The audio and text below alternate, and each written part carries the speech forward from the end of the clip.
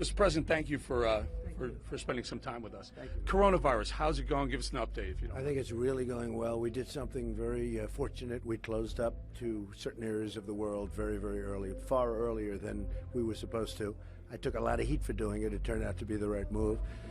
And we only have 15 people, and they're getting better, and hopefully they're all better soon. There's one who's quite sick, but maybe is going to be fine.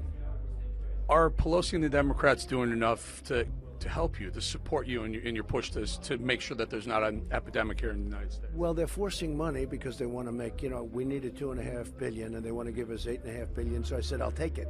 I'll take it. If you want to do that, we'll take it. But they're very disparaging. Every time they have a chance, they say, "Oh, he should do more."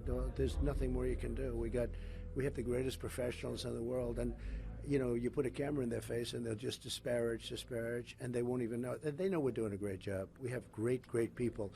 We're prepared for the worst, but we think we're going to be very fortunate. There's a headline in the New York Times, opinion editor, but nonetheless New York Times, who said it's a Trump virus. Well, I've known her for a long time, and stone cold loser. This woman is just a woman that is so untalented.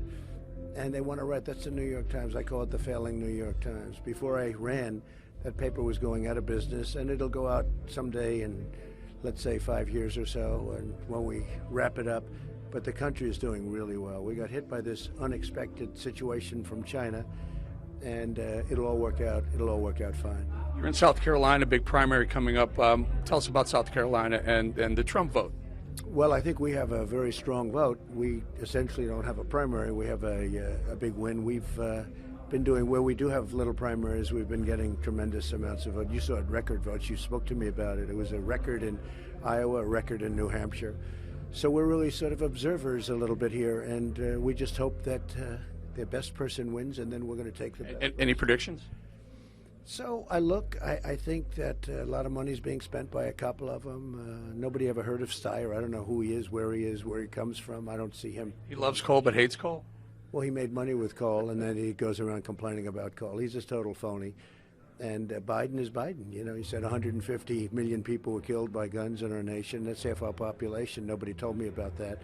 If I ever said that, they'd run me out of town. I'd be gone. He's lost a few steps, I think, Mr. President. He can't figure out his numbers. Sometimes he can't even figure out what state he's in. I don't quite get it, but whatever.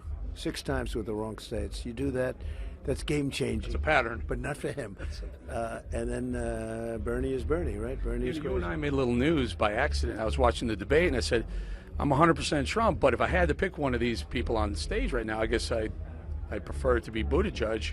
You retweeted me, and it went kind of viral. I think I'm sorry to do that to you, but maybe it helps. I mean, it's good. Your career can't get any better, so I'm not worried about that. Mr. President, final question.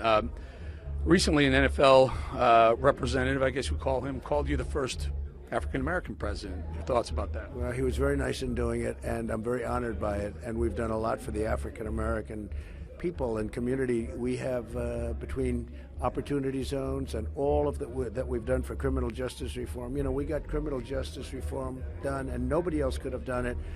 And I think one of the big things that nobody even really understands, even though we say it all the time, the best job numbers African Americans have ever had, the best numbers, by far the best numbers. So a lot of things are going great, and I think we're going to do very well with the African American or black vote. You're a very busy man. We appreciate you taking some time to join us on Sinclair America this week. You've been a friend of mine for a long time. Mr. President, thank you so much. Thank you very much, Eric. Appreciate it.